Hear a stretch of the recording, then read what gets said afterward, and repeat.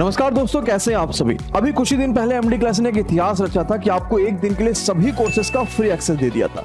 उस इतिहास रचने के बाद अब लेकर आ रहे हैं हम 20 तारीख से लेकर 23 तारीख तक का, यानी 20 से 23 में अपने सभी कोर्सेज पे भयंकर डिस्काउंट। तो अगर आप रेलवे, एसएससी या किसी और भी एग्जाम की तैयारी कर रहे हैं, चाहे वो यूपी है, बार्क है, आपको हर एक कोर्स मिल रहे होंगे मात्र 249 या 400 रुपए। तो देर किस बात की, अभी डाउनलोड करिए एमडी क्लासेस का ऑफिशियल ऐप, पेड कोर्स वाले सेक्शन में जाइए, कोई कूपन कोड नहीं लगाना और अपना मन चाहा कोर्स चुनिए। अच्छी क्वालिटी एजुकेशन के साथ तैयारी को शुरू करिए। ध्यान रखिएगा, ये ऑफर बहुत जल्द खत्म हो रहा होगा और ये शुरुआत हो रहा है 20 मई से। तो शुरू हो जाइए, MD classes official app download कर लीजिए। अगर कोई समस्या आ रही है तो आपको नीचे नंबर्स दिए गए हैं, बच्चों उस पर व्हाट्सएप कर लीजिएगा ताकि आपकी हर समस्या का समाधान किया जा सके। धन्यवाद। तो जैसा कि आप सभी जानते हैं कि उत्तर प्रदेश का बजट हम लोग पढ़ रहे हैं और उत्तर प्रदेश के बजट की अगर हम बात करें तो ये उत्तर प्रदेश के बजट पर सेकंड पार्ट है। ठीक है, आज उत्तर प्रदेश के बजट पर क्या है भैया, सेकंड पार्ट है। ठीक है, फर्स्ट पार्ट हम लोग कंप्लीट कर चुके हैं। ठीक है, तो हम लोग आज सेकंड पार्ट देख रहे हैं और सेकंड पार्ट में देखा जाए कि क्या कुछ चीजें हैं और कैसे क्या हमें इसको लेकर आगे चलना है। ठीक है, तो सबसे पहले तो आप ये समझेंगे कि भैया उत्तर प्रदेश का बजट, आशा करते हैं कि कल जो हम लोगों ने पढ़ाया था मतलब लास्ट क्लास में, तो उसको आपने रिवाइज किया होगा और रिवाइज करना ज़रूरी भी है, क्योंकि बिना रिवाइज किए तो आपको समझ में नहीं आएगा ना कि क्या पढ़ा और कैसे याद हुआ कि नहीं हुआ, तो वो सारी बात है। ठीक है, तो आइए ज़रा देखते हैं आगे का कार्यक्रम कि क्या कुछ चीज़ें हैं। तो हमें आज स्टार्ट कहाँ से करना है, आज हमें स्टार्ट करना है भैया कहाँ से, आज हमें यहाँ से स्टार्ट करना है। ठीक है, चलिए, सभी का स्वागत है, सभी का स्वागत है। बाकी संडे के दिन आप जानते हैं कि क्या है भैया, संडे के दिन हम लोग कई सारी क्लासेस पढ़ेंगे जिसमें वीडियो का टेस्ट भी है ना। आप वीडियो का टेस्ट बिल्कुल है ना अपने एप्लीकेशन पर, इसी एप्लीकेशन पर दे सकते हैं।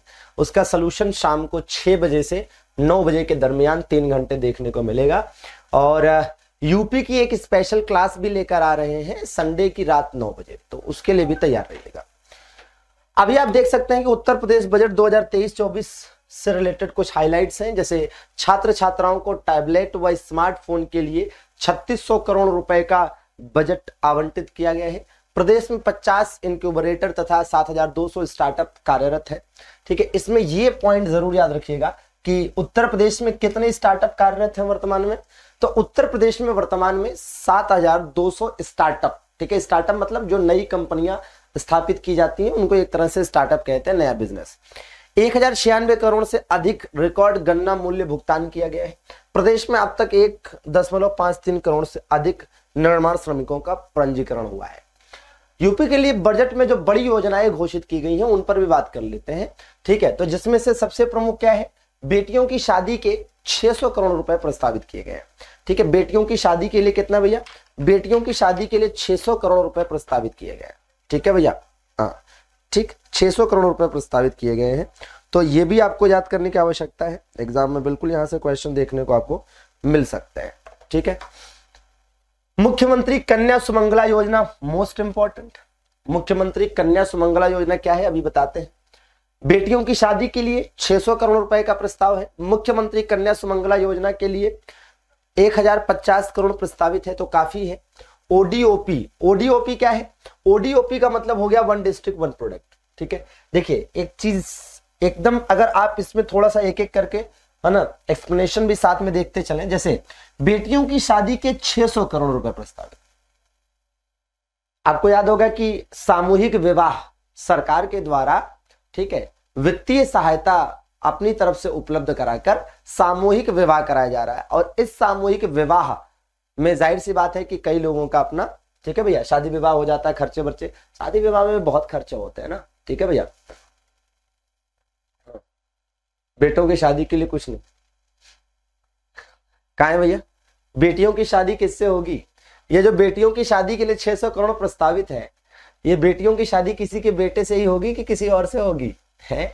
और वैसे भी भारतीय अगर आप देखेंगे तो समाज में बेटियों की शादी पर ज्यादा खर्च होता है। बेटों की शादी पर तो क्या होता है, वे घर वाले बेटियों से ना दहेज मांग लेते हैं, दुनिया भर की चीजें कर लेते हैं। तो जाहिर सी बात है कि बेटों की शादी पर विशेष रूप से छूट क्यों दी जाए, आज तक की किसी सरकार ने नहीं दिया, तो ये काहे दे। ठीक है, तो चलिए जो परंपरा चल रही है वो ठीक है ना, जबरदस्ती की बात अपनी जगह है। तो बेटियों की शादी के लिए 600 करोड़ रुपए प्रस्तावित किए गए हैं। मुख्यमंत्री कन्या सुमंगला योजना की बात अभी करते हैं। प्रत्येक बेटी को 15,000 रुपए की वित्तीय सहायता की बात है यहाँ पर। ओडीओपी की अगर हम बात करते हैं तो आप जानते हैं कि वन डिस्ट्रिक्ट एक जिला एक उत्पाद की बात हो रही है, और एक जिला एक उत्पाद योजना आपको याद होगा कि एग्जैक्टली इसको कब स्टार्ट किया गया था। एक जिला एक उत्पाद योजना को 24 जनवरी 2018 को स्टार्ट किया गया था। ठीक है, एक जिला एक उत्पाद योजना कब स्टार्ट हुआ था? ये 24 जनवरी के दिन स्टार्ट हुआ था 2018 में। ठीक है, 24 जनवरी 2018। तो 24 जनवरी है ना, हाँ 24 जनवरी 2000। ठीक है भैया, हाँ ठीक है 24 जनवरी 2018 को एग्जैक्टली देखिए 24 जनवरी 2018 को उत्तर प्रदेश का स्थापना दिवस भी पहली बार मनाया गया। अगर आप देखेंगे तो यूपी स्थापना दिवस आपसे पूछा जाता है ना कि उत्तर प्रदेश स्थापना दिवस कब मनाया जाता है, तो भैया उत्तर प्रदेश स्थापना दिवस मनाया जाता है हर साल 24 जनवरी को। कब मनाया जाता है उत्तर प्रदेश स्थापना दिवस? तो उत्तर प्रदेश स्थापना दिवस मनाया जाता है 24 जनवरी को। कब मनाया जाता है? 24 जनवरी को। और पहला स्थापना दिवस कब मनाया गया था? तो उत्तर प्रदेश का पहला स्थापना दिवस 24 जनवरी के दिन मनाया गया था 2018 में। तो 24 जनवरी 2018 की जो डेट है ये दो वजहों से इंपॉर्टेंट हो जाती है। एक तो 24 जनवरी 2018 को पहला उत्तर प्रदेश स्थापना दिवस मनाया गया, और दूसरा इसी सेम डेट को क्या स्टार्ट हुआ था? एक जिला एक उत्पाद शुरू हुआ था। ठीक है भैया, हाँ अच्छा। अब यहां पर देखिए मुख्यमंत्री कन्या सुमंगला योजना की बात करें तो आइए जरा मुख्यमंत्री कन्या सुमंगला योजना के बारे में बात कर लेते हैं। तो भैया मुख्यमंत्री कन्या सुमंगला योजना 25 अक्टूबर 2019 को शुरू हुई थी। ठीक है भैया, हाँ कंगना रनावत ब्रांड एम्बेसडर है एक जिला एक उत्पाद की। मुख्यमंत्री कन्या सुमंगला योजना 25 अक्टूबर को स्टार्ट हुआ था। मैक्सिमम है ना प्रत्येक परिवार के 2 बेटी को, है ना प्रत्येक परिवार के 2 बेटी को क्या मिलेगा? मुख्यमंत्री कन्या सुमंगला योजना का लाभ मिलेगा। कहने का मतलब यह है कि जैसे मान लीजिए कोई परिवार ऐसा है जहां पर है ना पहली बेटी होती है, दूसरी बेटी होती है, तो इसका लाभ मिलेगा। तीसरी बेटी होगी तो उस पर है ना तीसरी बेटी पर इसका लाभ नहीं मिलेगा। तो एक परिवार में, ठीक है, यहां पर परिवार किसको समझा जाता है आप समझ रहे हैं।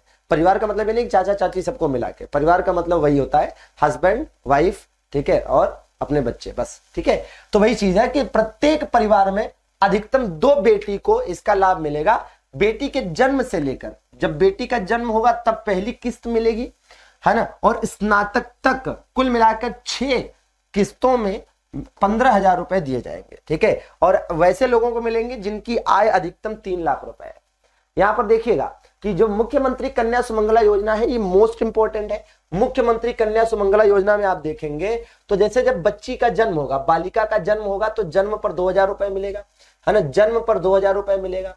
जब 1 वर्ष का हो जाएगा बच्चा, ठीक है, और सारे टीकाकरण आप करा लोगे तो 1,000 रुपए मिलेगा।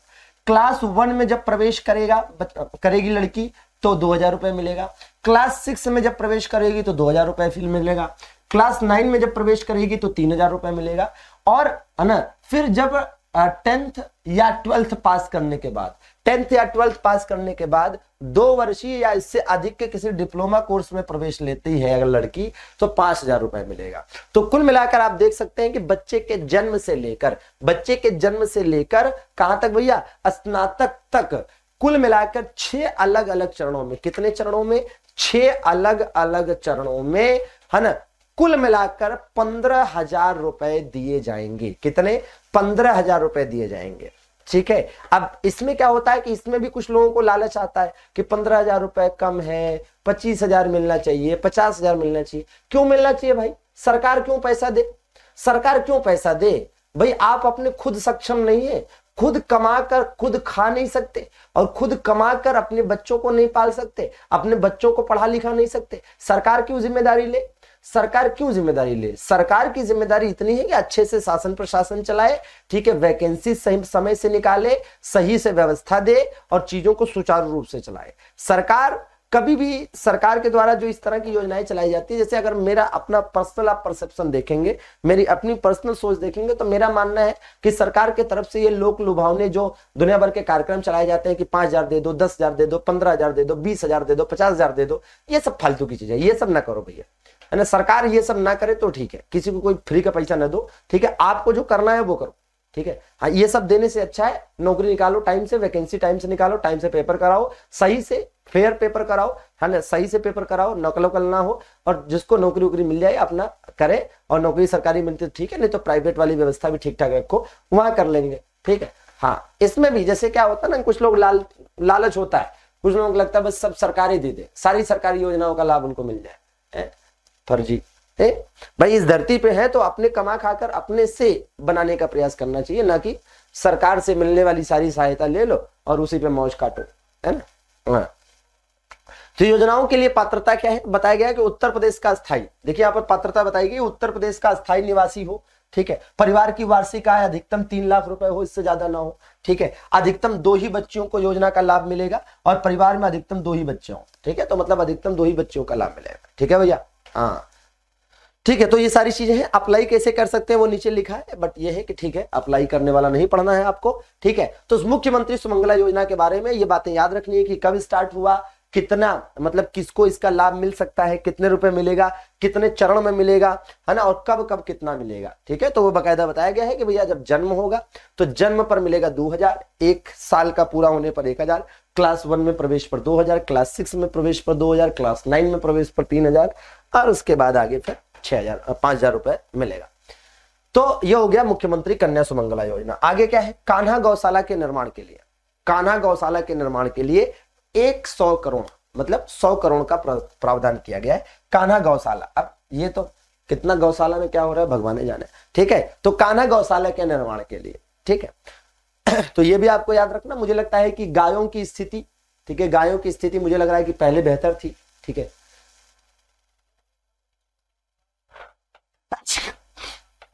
ठीक है, खैर ठीक है, सरकार जो भी कर रही है अच्छी बात है। मध्य गंगा परियोजना के लिए 375 करोड़, सरयू नहर परियोजना के लिए 192 करोड़ प्रस्तावित है, तो कुछ खास नहीं, उसको स्किप करिए।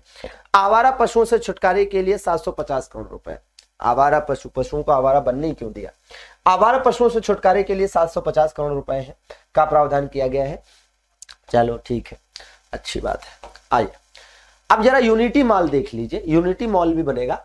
तो ओडीओपी यूनिटी मॉल क्या होता है, तो यूनिटी मॉल अगर आप देखेंगे तो स्टैचू ऑफ यूनिटी, ठीक है, गुजरात में स्टैचू ऑफ यूनिटी है, आप जानते हैं। तो गुजरात में जो स्टैचू ऑफ यूनिटी है, जो कि दुनिया की सबसे ऊंची प्रतिमा है, गुजरात में जो स्टैचू ऑफ यूनिटी है, गुजरात में जो स्टैचू ऑफ यूनिटी है, जो कि दुनिया की सबसे ऊंची प्रतिमा है, के पास एक यूनिटी मॉल है। और इसी के तर्ज पर, इसी यूनिटी मॉल के तर्ज पर, है ना, उत्तर प्रदेश में भी यूनिटी मॉल, है ना, हर जिले में आने वाले समय में विकसित किया जाने का निर्णय लिया गया है। ये यूनिटी मॉल कैसा होगा, एक ऐसा मॉल, मॉल में होता क्या भाई, मॉल में सामान ही तो बेचे जाते हैं, तो एक ऐसा मॉल जहां पर 1 डिस्ट्रिक्ट 1 प्रोडक्ट, ठीक है, क्या 1 डिस्ट्रिक्ट 1 प्रोडक्ट, 1 डिस्ट्रिक्ट 1 प्रोडक्ट, तो एक ऐसा मॉल जहां पर 1 डिस्ट्रिक्ट 1 प्रोडक्ट के अंतर्गत जो भी चीजें आती हैं और ऐसी चीजें जो जीआई टैग के अंतर्गत आती हैं उनको बेचा जाएगा, ठीक है, बात समझ रहे हैं। तो कुल मिलाकर एक जिला एक उत्पाद और जीआई टैग और विभिन्न हस्तकला तथा अन्य स्थानीय सामानों को यहां पर बेचा जा सकेगा, ऐसा यूनिटी मॉल बनाने का निर्णय लिया गया है, ठीक है भैया। चलिए, बुंदेलखंड को 600 करोड़ और पूर्वांचल को डेवलपमेंट के लिए 525 करोड़। तो ऐसा सवाल हो सकता है, पूछा जा सकता है कि बुंदेलखंड को कितना दिया गया है, 600 करोड़, पूर्वांचल के डेवलपमेंट के लिए, विकास के लिए 525 करोड़, तो पूछा जा सकता है, ठीक है भैया। चलिए, अब इसी प्रकार से क्या है ना, हाँ मुझे चौथी पांचवी भी याद है, हाँ?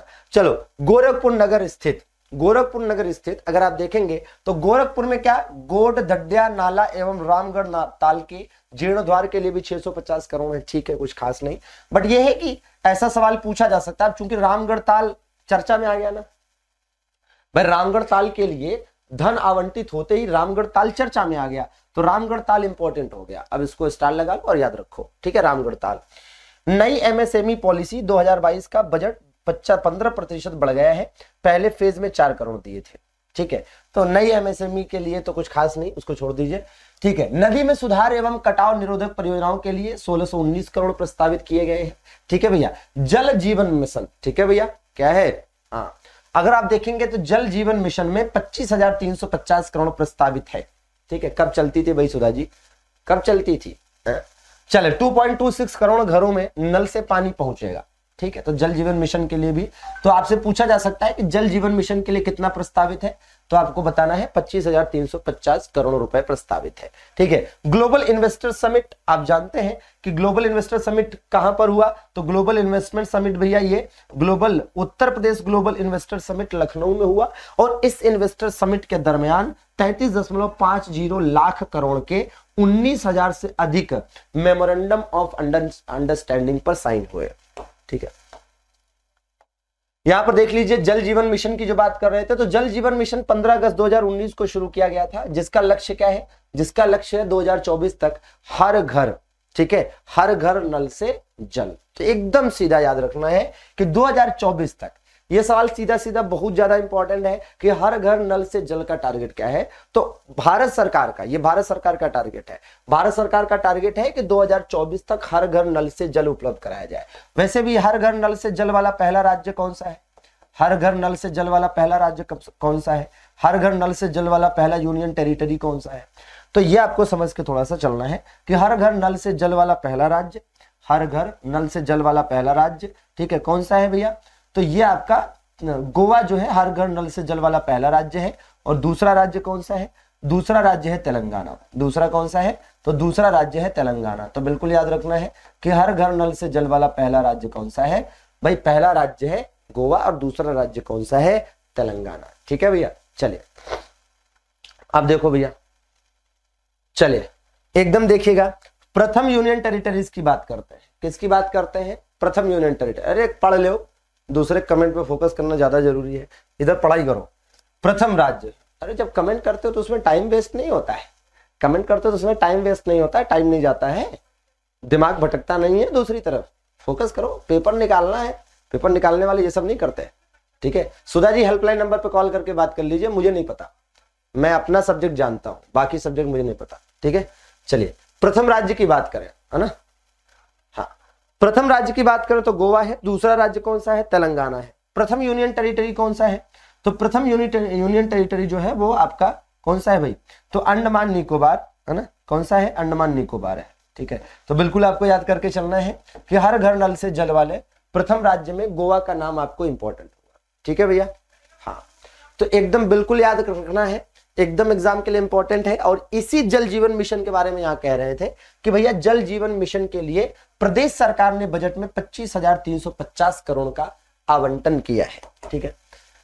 उच्च शिक्षा के लिए बजट में जो घोषणाएं हैं वो भी देख लेते हैं। तो विंध्याचल धाम मंडल, देखिए ये सब जो दुनिया भर की फलाना ढिमकाना है, इसमें आप सीधा सीधा ये देख लीजिए, ठीक है। क्या देखना है भैया, जरा ध्यान दीजिए कि अगर आप देखेंगे मेडिकल कॉलेजेस की बात करें तो अभी वर्तमान में उत्तर प्रदेश में जो मेडिकल कॉलेजेस हैं कितने हैं, तो ध्यान दीजिएगा 35, वर्तमान में 35 मेडिकल कॉलेजेस हैं और नए कितने नए बनाने की घोषणा की गई है, 14। तो दोनों याद करना है, कितने हैं पूछेगा तो आप कहेंगे 35 और कितने नए बनाने की घोषणा की गई है 14, ठीक है। तो भैया 35 हैं, कितने हैं 35, जिसमें से 31 क्या है, जिसमें से 31 स्टेट गवर्नमेंट मेडिकल कॉलेज हैं, 2 एम्स हैं। और एम्स का मतलब आप जानते हैं, एम्स का मतलब क्या होता है, ऑल इंडिया, इसका फुल फॉर्म क्या होता है, all India institute of medical science, all India institute of medical science. तो बिल्कुल याद करना है, all India institute of medical science, ठीक है। हाँ all India institute of medical science, AIIMS. हालांकि पहला एम्स कहां स्थापित हुआ था पूरे देश में, पूरे देश में पहला एम्स दिल्ली में स्थापित हुआ था, ठीक है। पूरे देश में पहला एम्स दिल्ली में स्थापित हुआ था 1956 में, ठीक है। और उत्तर प्रदेश की अगर हम बात करें तो उत्तर प्रदेश में 2 एम्स हैं, 2 all India institute of medical science है, जिसको हिंदी में कहेंगे अखिल भारतीय आयुर्विज्ञान संस्थान, अखिल भारतीय आयुर्विज्ञान संस्थान कह सकते हैं। तो all India institute of medical science, ठीक है। अच्छा ये जो एम्स है तो 2 जगहों पर, एक गोरखपुर एक रायबरेली। ये एग्जाम में खूब पूछा जाता है कि उत्तर प्रदेश में कितने एम्स हैं, तो भैया उत्तर प्रदेश में 2 एम्स है, एक गोरखपुर में है और दूसरा कहां पर है, रायबरेली में है। एक गोरखपुर में है और दूसरा कहां पर है, रायबरेली में है। सेंट्रल यूनिवर्सिटीज, ठीक है, तो बीएचयू और एएमयू।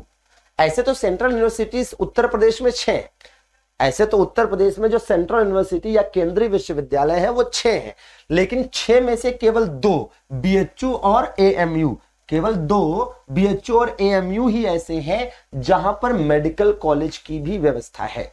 बात समझ रहे हैं? तो इस प्रकार से उत्तर प्रदेश में 35 मेडिकल कॉलेजेस हैं और 14 नए मेडिकल कॉलेज बनाए जाने की घोषणा की गई है। ठीक है, चलो 4 नए विश्वविद्यालय भी बनाने की घोषणा की गई है। तो दोनों बात समझिएगा, कितने नए मेडिकल कॉलेज? 14 नए मेडिकल कॉलेज। और कितने नए विश्वविद्यालय? 4 नए विश्वविद्यालय।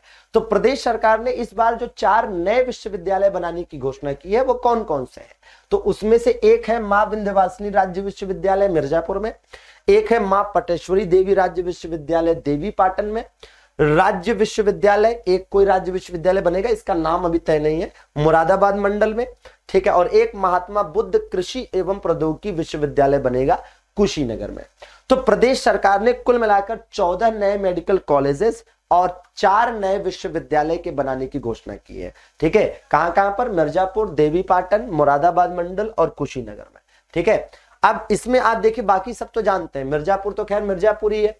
ठीक है, मुरादाबाद मंडल तो ठीक है, मुरादाबाद मंडल में कहीं बनेगा, कुशीनगर में बनेगा। लेकिन देवी पाटन की अगर हम बात करें तो देवी पाटन उत्तर प्रदेश का एक मंडल है और इस मंडल के अंतर्गत गोंडा, बलरामपुर और बहराइच और श्रावस्ती आता है। तो गोंडा, बलरामपुर, बहराइच और श्रावस्ती में से किसी भी एक जिले में बनाया जा सकता है। तो ये जो देवी पाटन में है ना राज्य विश्वविद्यालय बनेगा, ठीक है, वो इनमें से किसी भी जिले में हो सकता है। ठीक है भैया, चलिए तो इसी प्रकार से उत्तर प्रदेश के गोंडा जिले में उत्तर पूर्वी रेलवे के तुलसीपुर स्टेशन के पास देवी पाटन एग्जैक्टली स्थित है। ठीक है भैया। अरे भैया विकास बाबू, कंप्यूटर की तो अभी क्लास ही नहीं हुई, वर्कशीट कहां से डालना है? पहले क्लास होगी फिर वर्कशीट डालेंगे और जल्दी हो जाएगी, टेंशन मत लो। बिजली के लिए बजट है ना, बिजली के लिए बजट में क्या क्या है वो देख लीजिए। ठीक है, अब 1554 करोड़ से बुंदेलखंड में सौर ऊर्जा परियोजना, ये इंपॉर्टेंट है कि बुंदेलखंड में सौर ऊर्जा परियोजना के लिए कितने करोड़ आवंटित किए गए? बुंदेलखंड क्षेत्र में सौर ऊर्जा परियोजना की स्थापना के लिए 1554 करोड़ रुपए आवंटित किए गए।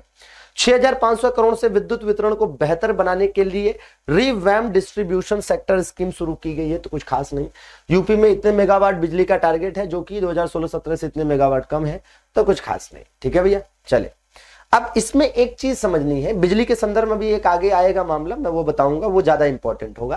ठीक है, चलिए फिलहाल इसको देखते हैं। तो जीएसडीपी याद करिए, gross state domestic product. Gross state domestic product मतलब उत्तर प्रदेश का जो जीडीपी है, उत्तर प्रदेश की जो जीडीपी है 2022-23 में 16.8% बढ़ी है और 2023-24 में 19% की बढ़ोतरी अनुमानित है। तो मतलब जो बीता हुआ साल है उसमें 16.8% की ग्रोथ देखी गई और जो आने वाला वित्तीय वर्ष है उसमें 19% अनुमानित है। ठीक है भैया, चलिए, है ना भैया।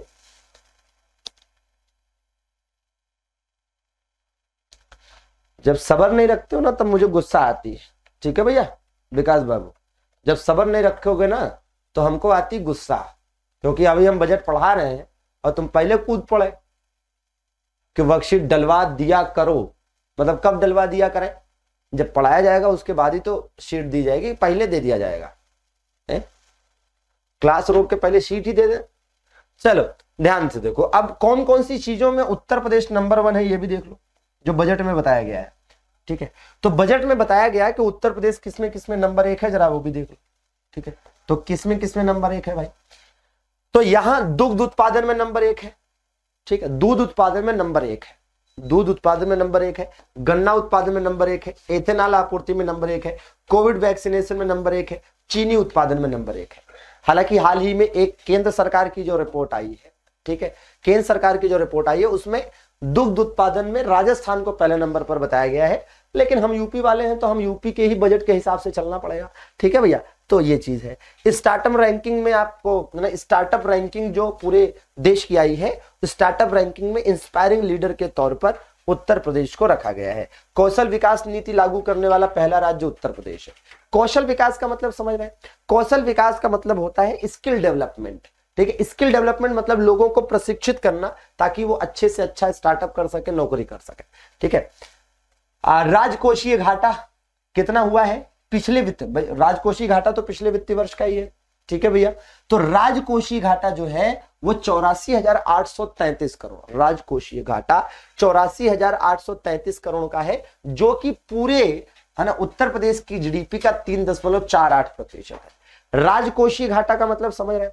राजकोषीय घाटा का सीधा सा मतलब हो जाता है व्यय माइनस आय, व्यय माइनस आय, ठीक है। व्यय माइनस आय का मतलब समझ रहे हैं?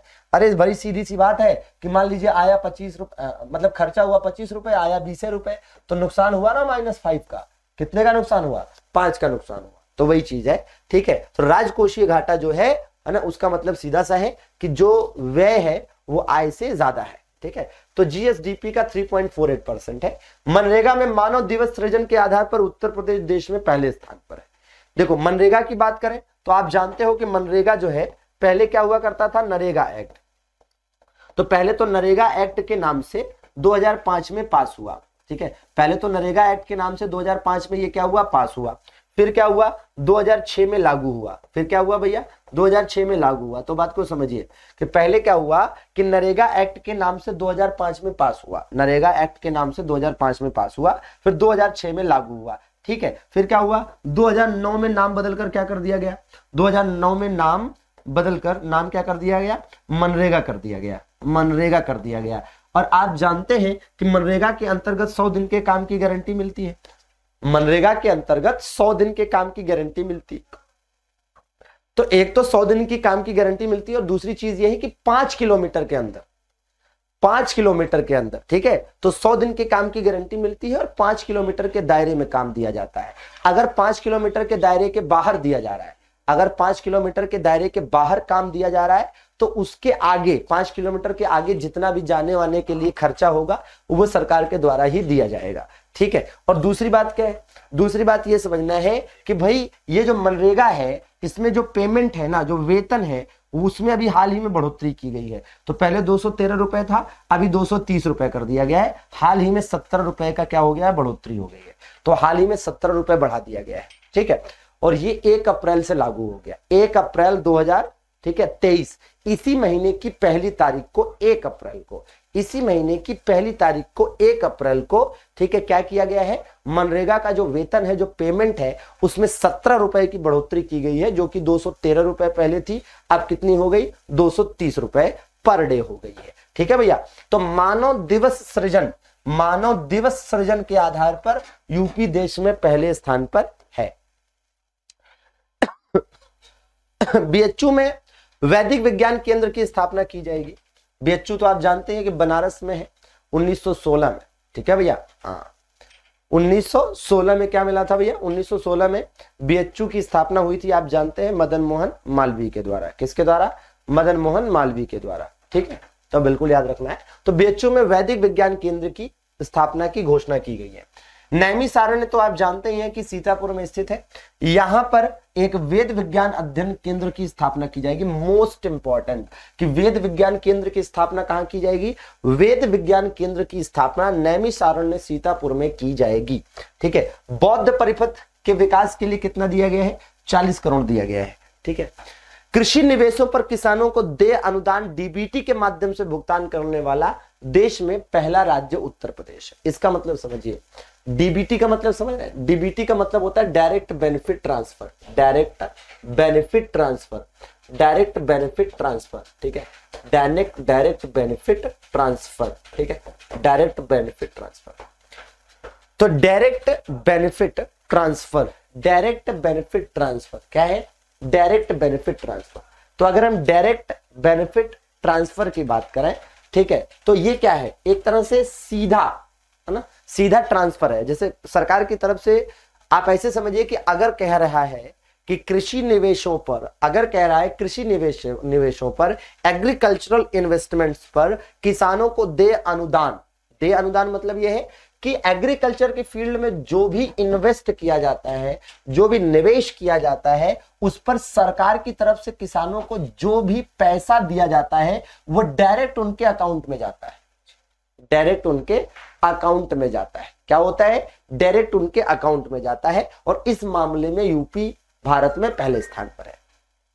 अच्छा, जब हम डीबीटी की बात करते हैं ना, तो डीबीटी कब स्टार्ट हुआ था? तो यहां पर लिखा है कि DBT rolled out in the first phase, 7 schemes brought under DBT in 43rd districts. आप सोचेंगे इतनी अंग्रेजी क्या करेंगे? सही बात है, इसको छोड़ो, इतनी अंग्रेजी जरूरत नहीं है। आप इतना जानिए कि डीबीटी कब स्टार्ट हुआ था? 2013 में, ठीक है, 2013 में शुरू किया गया था। कब शुरू किया गया था भारत में डीबीटी? अरे भाई, आप ऐसे समझिए ना कि सरकार की तरफ से जो विभिन्न लोगों को, विभिन्न व्यक्तियों को, गरीबों को, किसानों को जो भी किसी प्रकार की सब्सिडी, पैसा या किसी योजना पर कोई लाभ दिया जाता था, तो पहले क्या होता था, वो कैश में कैश में मिलता था। आजकल क्या है? आजकल सीधा अकाउंट में आ जाता है, अकाउंट नंबर दीजिए, सीधा अकाउंट में जाएगा। ठीक है, कहीं किसी संस्थान में जाकर लाइन लगा के खड़े नहीं होना है। ठीक है, वहां पता चलेगी, है ना, घुसखोरी हो जाती थी कि पता चला 5,000 मिल रहा है तो 2,000 रुपये हमारी रिश्वत दो तब मिलेगा। ठीक है, अच्छा, 2022 में आए पर्यटक। अब इस बजट में यह भी बताया गया है कि पर्यटकों की क्या स्थिति रही। तो अगर हम पर्यटक की बात करते हैं, पर्यटन की बात करते हैं, तो उत्तर प्रदेश में जो भारतीय पर्यटक आए, मतलब जो घरेलू पर्यटक, भारतीय पर्यटक मतलब भाई उत्तर प्रदेश के अलावा किसी राज्य से आए, भाई हरियाणा से आए, पंजाब से आए, केरल से, कर्नाटक से आए, तो उत्तर प्रदेश में जो घरेलू पर्यटक आए वो 24 करोड़ 83 लाख है, और विदेशी जो आए वो 4,10,000 है। और इस प्रकार से टोटल 2022 में उत्तर प्रदेश में 24 करोड़ 87 लाख पर्यटकों का आगमन हुआ। कितने भैया? 24 करोड़ 87 लाख पर्यटकों का आगमन हुआ उत्तर प्रदेश में। बजट का 24%, है ना, लगभग 1/4, 24% मतलब 1/4 लगभग अवस्थापना विकास पर खर्च होना प्रस्तावित है। बजट का 24% मतलब लगभग 1/4 इंफ्रास्ट्रक्चर डेवलपमेंट। इंफ्रास्ट्रक्चर डेवलपमेंट मतलब, इंफ्रास्ट्रक्चर डेवलपमेंट का मतलब हो गया जैसे एक्सप्रेसवे का निर्माण, रोड का निर्माण, कॉलेजेस का निर्माण, विश्वविद्यालयों का निर्माण, ठीक है, या फिर और इस तरह के संस्थानों का निर्माण। तो उत्तर प्रदेश का जो इस बार का बजट है, इसमें टोटल जितना पैसा प्रस्तावित किया गया है उसका लगभग 1/4 पैसा ऐसा है जो कहीं ना कहीं कोई ना कोई चीज बनाने पर खर्च होगा। ठीक है, हाँ, मतलब एक तरह से इंफ्रास्ट्रक्चर डेवलपमेंट पर खर्च होगा। ठीक है भैया, हाँ, चलिए अब देखिए, इसी प्रकार से अगर आप देखेंगे तो 2025 में महाकुंभ का आयोजन होगा। कहां होगा? आप जानते हैं, प्रयागराज में होगा। भाई वैसे तो कुंभ मेला देश में 4 जगहों पर लगता है। कुंभ मेला देश में 4 जगहों पर लगता है। ठीक है, प्रयागराज में लगता है, नासिक में लगता है, उज्जैन में लगता है, हरिद्वार में लगता है। लेकिन जो महाकुंभ प्रयागराज में होने जा रहा है, तो आपको यह भी याद रखना है कि भैया उत्तर प्रदेश में महाकुंभ भाई कहां लगता है? तो सबको पता है, प्रयागराज में। किस वर्ष होने जा रहा है? तो आप बताएंगे 2024 में होने जा रहा है। और इसके लिए कितना आवंटित किया गया पैसा? ये देखो 2500 करोड़ रुपए। ठीक है, कितना आवंटित किया गया है? 2500 करोड़ रुपए आवंटित किया गया है। अगले वित्त वर्ष से निजी नलकूपों के लिए विद्युत बिल पर 100% छूट मिलेगी। अच्छा, ये एक बड़ी बात है। ठीक है, मतलब यह है कि जो नलकूप है गांव गिराव में, हमारे पास नलकूप होता है ना गांव गिराव में, भाई नलकूप क्यों होते हैं? सिंचाई के लिए। तो सिंचाई के लिए जो नलकूप होते हैं, समझिएगा बात को, कि जो सिंचाई के लिए नलकूप होते हैं, जो सिंचाई के लिए, जो खेतों की सिंचाई के लिए नलकूप होते हैं, जो खेतों की सिंचाई के लिए नलकूप होते हैं, वो नलकूप आखिर चलते तो बिजली से ही है। आप में से भी मैक्सिमम लोगों के घर में नलकूप होगा, वो बिजली से चलता होगा। ठीक है, तो अब क्या है, अगले वित्तीय वर्ष, मतलब जो अगला वित्त वर्ष आएगा उससे क्या होगा? 100% इलेक्ट्रिसिटी बिल में छूट मिलेगी। मतलब इलेक्ट्रिक बिल अब नहीं भरना पड़ेगा। दूसरे शब्दों में कहें तो सिंचाई के लिए नलकूपों का जो इस्तेमाल हम करते हैं वो एकदम पूरा क्या हो गया? फ्री हो गया। इस घोषणा के साथ ही उत्तर प्रदेश किसानों को मुफ्त बिजली देने वाला देश का 6वां राज्य बन गया। और अन्य राज्य कौन से हैं? आंध्र प्रदेश, कर्नाटक, पंजाब, तमिलनाडु और तेलंगाना। तो इस देश में टोटल 6 राज्य हो गए उत्तर प्रदेश को लेकर, जिसने किसानों को मुफ्त में बिजली उपलब्ध कराई है। ठीक है, तो उत्तर प्रदेश देश का 6वां राज्य है जहां की सरकार ने किसानों को मुफ्त बिजली देने का, है ना भाई, फैसला किया है। अब जरा देखिएगा, ये बहुत ही ज्यादा इंपॉर्टेंट बात है, बहुत ही ज्यादा। ठीक है, जो आपको याद करना है, यूपी के 7 महानगरों में पुलिस कमिश्नरी प्रणाली लागू की गई है।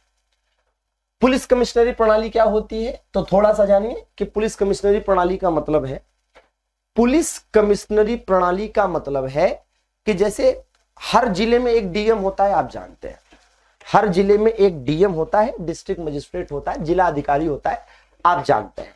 तो ऐसे पुलिस प्रशासन, पुलिस से संबंधित अधिकार एवं शक्तियां जो विभिन्न जिलों में अपने डीएम के पास होती है, उन्हीं शक्तियों को उसी जिले के कमिश्नर ऑफ पुलिस को ट्रांसफर कर देना पुलिस कमिश्नरी प्रणाली कहलाती है। जैसे सपोज करिए कि लखनऊ में पुलिस कमिश्नरी प्रणाली है, लखनऊ में पुलिस कमिश्नरी प्रणाली है या किसी जिले में पुलिस कमिश्नरी प्रणाली है, तो इसका क्या तात्पर्य है? इसका तात्पर्य यह है, अगर मान लीजिए लखनऊ में है पुलिस कमिश्नरी प्रणाली तो है ही, तो इसका तात्पर्य है कि लखनऊ में जो पुलिस से संबंधित अधिकार एवं शक्तियां हैं, जो कार्य हैं, उनकी जो पहले डीएम के पास हुआ करते थे, अब वो किसको दे दिए गए हैं? कमिश्नर ऑफ पुलिस लखनऊ को। तो इसी प्रकार से किसी भी जिले में जब पुलिस कमिश्नरी प्रणाली लागू होती है तो ये चीज होती है कि भैया उस जिले की, ठीक है, जो पुलिस प्रशासन से संबंधित अधिकार एवं शक्तियां हैं वो किसको मिल जाते हैं? वो कमिश्नर ऑफ पुलिस को मिल जाता है। इन जिलों के नाम याद करने पड़ेंगे, मोस्ट इंपॉर्टेंट है। कौन कौन से हैं? गौतम बुद्ध नगर, गाजियाबाद, आगरा, कानपुर, लखनऊ, वाराणसी और प्रयागराज। समझ गए? हाँ, एकदम जबान पर होना चाहिए। उत्तर प्रदेश में पहली बार 3 महिला पीएसी बटालियन, ये भी याद करना पड़ेगा। उत्तर प्रदेश में पहली बार 3 महिला पीएसी बटालियन, ये भी एकदम रट लो, ठीक है। तो उत्तर प्रदेश में 3 महिला पीएसी बटालियन की स्थापना की जा रही है। इन 3 बटालियनों का नाम क्या होगा वो भी देख लो।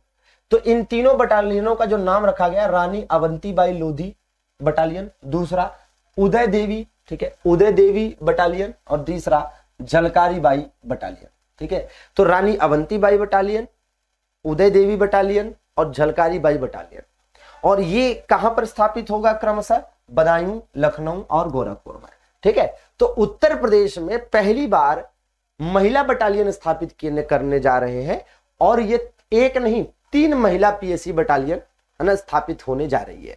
और पीएसी की एक महिला बटालियन, ये 3 महिला बटालियन होगी ना, तो एक में कितने पद होंगे? एक में कितनी महिलाएं होंगी? 1262, ठीक है। तो उत्तर प्रदेश में पहली बार महिला पीएसी बटालियन स्थापित होने जा रही है, और एक साथ 3 होगी। कहां कहां होगी? तो लखनऊ, गोरखपुर और बदायूं में, लखनऊ, गोरखपुर और बदायूं में। अब ये देख लीजिए कि जैसे सौर ऊर्जा नीति है, तो भैया सौर ऊर्जा नीति के लिए 317 करोड़ रुपए का बजट आवंटित किया गया है, ठीक है भैया। हाँ बिल्कुल भाई श्रीकांत, पूछ तो लेता ही है, ठीक है। तो उत्तर प्रदेश में सौर ऊर्जा नीति 2022 के लिए 317 करोड़, राज्य जैव ऊर्जा नीति के लिए 45 करोड़, ग्रीन इंडिया मिशन के लिए 100 करोड़, इंडस्ट्रियल कॉरिडोर के लिए 200 करोड़, स्वच्छ भारत मिशन 2.0, ये क्या है? ये लिखा हुआ है 2.0, तो ये आपका ये भी है, समझिएगा 2.0, ठीक है, 2.0। तो स्वच्छ भारत मिशन के लिए 2.0, ठीक है, 2707.86 करोड़, ठीक है। और पीएम या सीएम आवास योजना, पीएम या सीएम आवास योजना की अगर हम बात करते हैं, ठीक है, पीएम या सीएम आवास योजना की बात करते हैं, तो इसके लिए कितना है? 10,203 करोड़, 10,203 करोड़। अब इसमें से एग्जाम में कोई भी पूछ सकता है, नहीं भी पूछ सकता है, इसमें बहुत ज्यादा कुछ कह नहीं सकते कि ये वाला पूछेगा, ये वाला नहीं पूछेगा। आगरा तथा वाराणसी में साइंस सिटी एवं नक्षत्रशालाएं बनाए जाने की घोषणा की गई है। तो पूछा जा सकता है कि कहां पर साइंस सिटी बनाए जाने की घोषणा की गई है? तो आगरा और वाराणसी में, ठीक है। हाँ, 4000 नए मुख्यमंत्री, लो भैया, अभ्युदय विद्यालय जानते हैं? अभ्युदय योजना याद है कि नहीं? अभ्युदय योजना याद करो। आओ जरा अभ्युदय योजना के बारे में बात कर लेते हैं। तो अभ्युदय योजना आपको याद होगा, आपको ये डेट याद करनी है कि 15 फरवरी 2021 को लॉन्च हुई थी। अभ्युदय योजना कब लॉन्च की गई थी? तो अभ्युदय योजना उत्तर प्रदेश में 15 फरवरी 2021 को शुरू की गई थी। कब शुरू की गई थी भाई? 15 फरवरी 2021 को अभ्युदय योजना शुरू की गई थी। क्लियर बात है? 15 फरवरी 2021 को उत्तर प्रदेश में अभ्युदय योजना शुरू की गई थी। उत्तर प्रदेश के मुख्यमंत्री योगी आदित्यनाथ ने इस योजना के माध्यम से क्या किया है कि प्रतियोगी परीक्षाओं की निःशुल्क तैयारी हेतु, है ना, इसको शुरू किया है। मतलब अभ्युदय योजना के तहत क्या है? निःशुल्क कोचिंग मिलेगी, मिल भी रही है। अब कितनी अच्छी मिल रही है ये तो जग जाहिर है, कितनी अच्छी मिल रही है जग जाहिर है, ठीक है। तो आप देखेंगे कि अभ्युदय योजना के तहत जो है ना निःशुल्क कोचिंग मिल रही है, ये योजना 15 फरवरी 2021 को शुरू की गई थी। पहले चरण की अगर हम बात करें तो यह योजना प्रदेश के सभी 18 मंडलों में शुरू की गई, ठीक है, जिसके तहत अभ्युदय कोचिंग खोली गई है। तो ये सब ये नहीं याद करना है। अब इसमें याद क्या करना है, फिर इसमें आपको डेट याद करनी है कि अभ्युदय योजना उत्तर प्रदेश में कब शुरू की गई। तो आप बताएंगे 15 फरवरी 2021 को शुरू की गई। इसके माध्यम से, है ना, इसके माध्यम से आईएएस, पीसीएस, मेडिकल, इंजीनियरिंग जैसी विभिन्न प्रतियोगी परीक्षाओं हेतु निःशुल्क कोचिंग की व्यवस्था की गई है। ठीक है भैया। हाँ, मेरी कोचिंग अच्छा, कितनी अच्छी पढ़ाई जाती चलो, मुझे मालूम है कितनी अच्छी पढ़ाई जाती है और कौन कौन पढ़ा रहा है। ठीक है, चलिए, अच्छी बात है। खैर, सरकार की योजना है, कुछ कहना नहीं चाहिए, बुलडोजर है, कभी भी किधर भी चल सकता है। चलो देखो, तो 15 फरवरी 2021 को ये याद करना है। तो 4000, है ना, आपसे क्या पूछा जाएगा, एक तो इसकी डेट पूछी जा सकती है, दूसरा इसके तहत क्या किया दिया जाता है, तो निःशुल्क प्रतियोगी परीक्षाओं के लिए निःशुल्क तैयारी। ठीक है भैया। हाँ, अब इसी में क्या है, इसी प्रकार से आप ये याद करेंगे कि इस बार के बजट में कितने नए अभ्युदय विद्यालय खोले जाने का लक्ष्य रखा गया है, 4000। ठीक है। राजकीय पैरामेडिकल कॉलेजों की संख्या 17 से बढ़ाकर 19 कर दी गई है। तो अगर आपसे पूछा जाए कि उत्तर प्रदेश में पैरामेडिकल कॉलेज कितने हैं, तो आप क्या बताएंगे, 19 है, अगर आपसे पूछेगा। ठीक है भैया। हाँ, ठीक, तो ये आपको याद रखना है, पैरामेडिकल कॉलेजों की संख्या कितनी है भैया, कुल मिलाकर 19 है। ठीक है।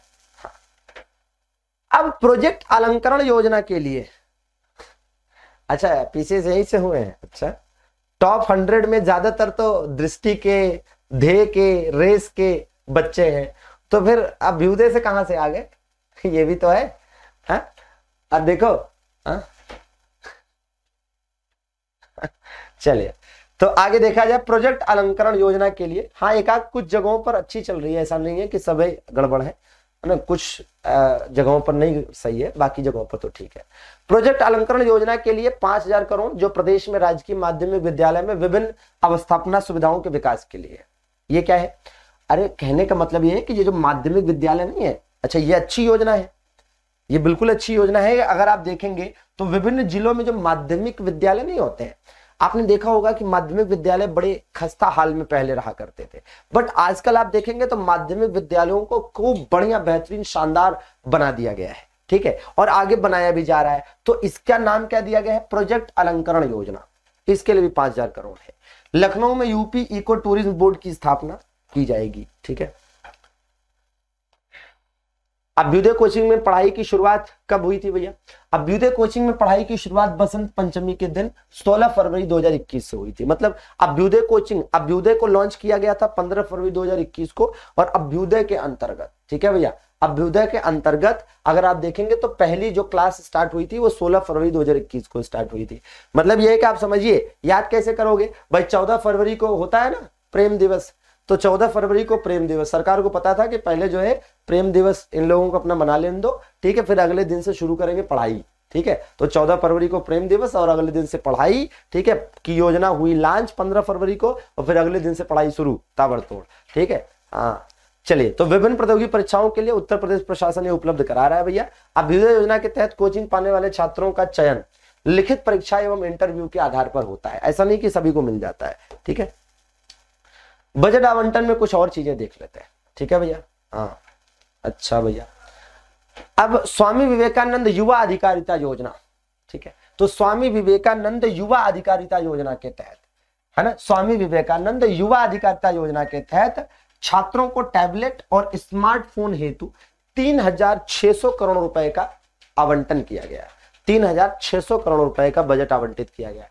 निराश्रित विधवाओं के लिए 4032 करोड़, बट ये वाला इंपॉर्टेंट है फिलहाल तो। ठीक है, यहां पर देखिए बताया गया है कि अलग अलग जो आवंटित किया गया, जैसे महिला एवं बाल विकास हेतु कितना भाई, महिला एवं बाल विकास हेतु धन, कुछ प्रमुख योजनाएं हम देखेंगे कि यहां पर बताया गया है महिला एवं बाल विकास से संबंधित योजनाओं पर, महिला एवं बाल विकास से संबंधित योजनाओं पर कितना बजट, कितना आवंटित किया गया है अलग अलग, वो इसमें दिखाया गया है। जैसे मुख्यमंत्री सुमंगला योजना के लिए 1050 करोड़ रुपए, ठीक है, मुख्यमंत्री सामूहिक विवाह योजना के लिए 600 करोड़ रुपए। निराश्रित विधवाओं के भरण पोषण के लिए 4032 करोड़ रुपए। प्रदेश में 3 महिला पीएसी बटालियन का गठन किया जा रहा है।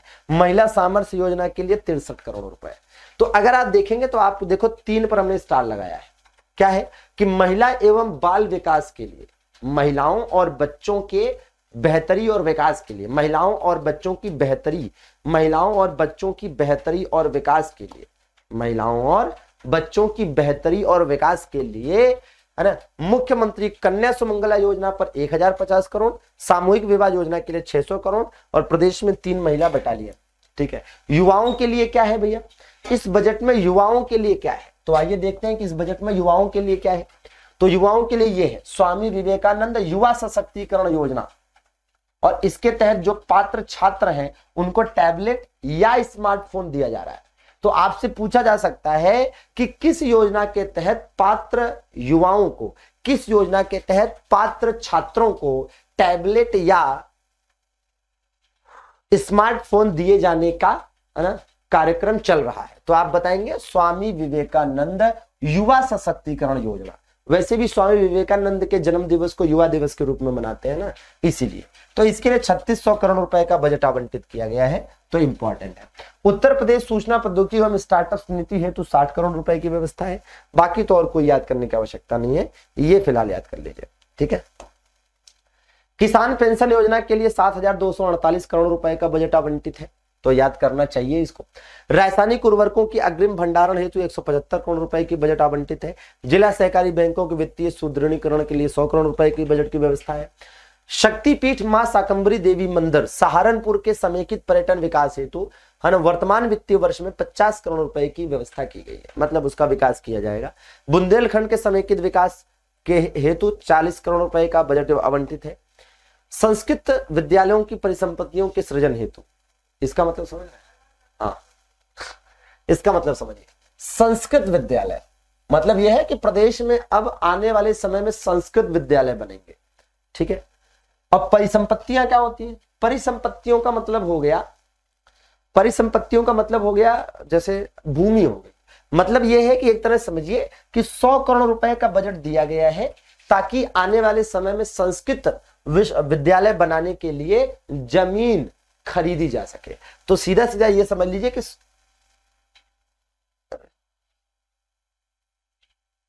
मच्छर बैठ गया तो आगे भाग गया स्लाइड।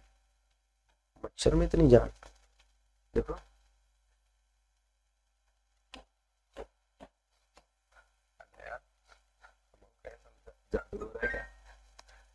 चलो भैया, तो जरा ध्यान दो। तो कहने का मतलब है कि 100 करोड़ रुपए का बजट दिया गया है सीधे सीधे।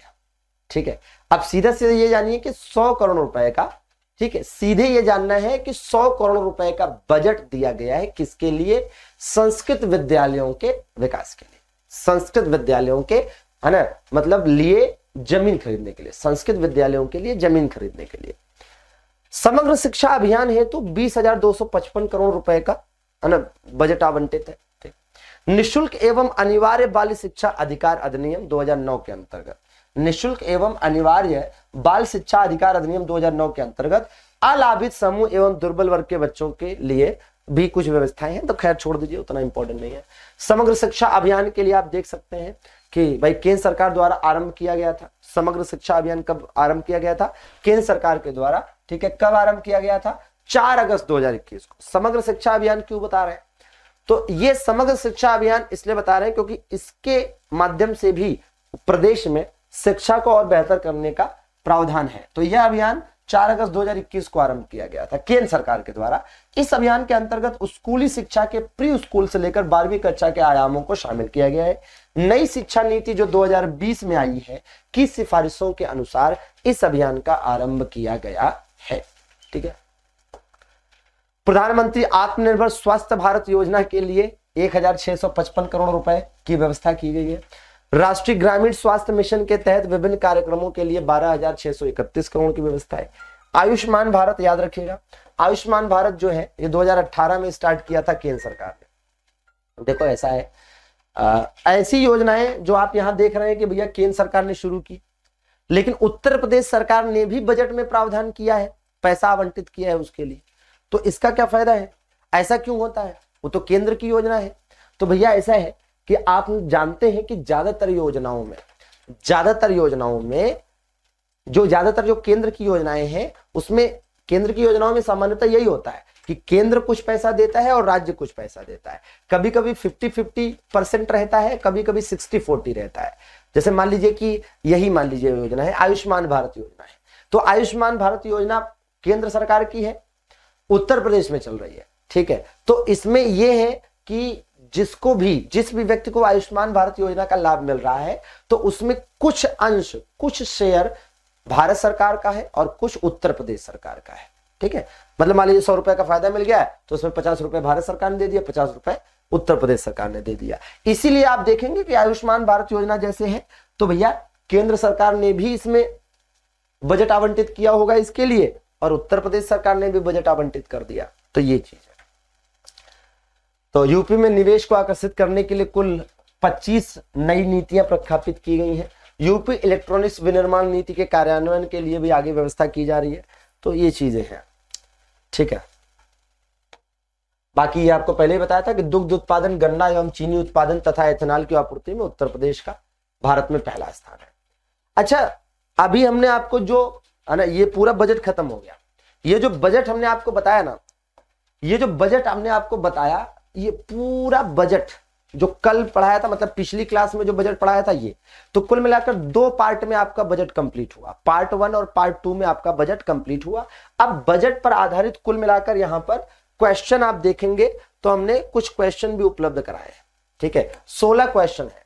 तो बजट जो हमने आपको पढ़ाया 2 पार्ट में, इस पर आधारित 16 क्वेश्चन दिए हैं और इन 16 के 16 क्वेश्चन का आंसर आप निश्चित रूप से दे पाएंगे अगर पूरा बजट आपने ध्यान से पढ़ा होगा, ठीक है। और अगर नहीं तो आप इन क्वेश्चंस का आंसर इसी नोट्स में ढूंढने का प्रयास करिएगा, सब मिल जाएगा। मैं नहीं कराऊंगा ये क्वेश्चन, इसीलिए जानबूझकर दे रहा हूं और आंसर भी नहीं दे रहा हूं कि आपको क्या करना है। आपको ये करना है कि ये जो क्वेश्चंस है इनका आंसर है ना, इसी क्लास में ढूंढने का प्रयास करिएगा जो हमने 2 क्लासेस आपको बजट पर पढ़ाई हैं, ठीक है। तो एकदम तैयारी से अच्छे से रहिए, बढ़िया शानदार तरीके से तैयार कर लीजिएगा।